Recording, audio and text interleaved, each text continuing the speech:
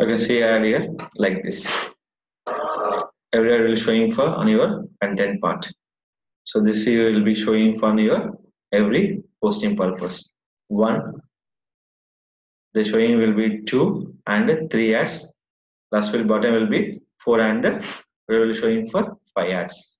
So this is called place ads on your Google AdSense to WordPress.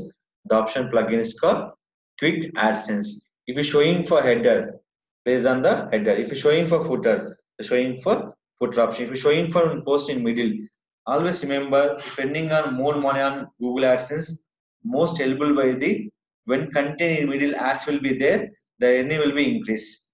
If ad will be in layout, the earning will be very less. In the content part, the earning will be very more on the any kind of website or WordPress or HTML, any kind of website.